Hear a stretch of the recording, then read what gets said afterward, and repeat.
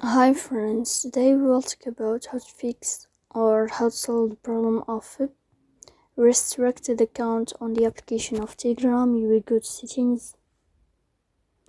In this page you will go to apps, default apps, app settings.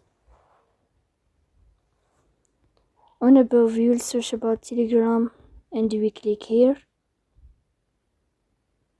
Then this page of app info we click on first stop and we click OK. Here you will enter to the window of storage. Then we click on clear cache.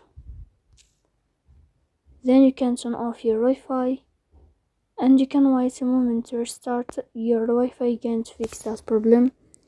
So please don't forget to support us by like and subscribe. See you next time and thank you for your watching and your attention.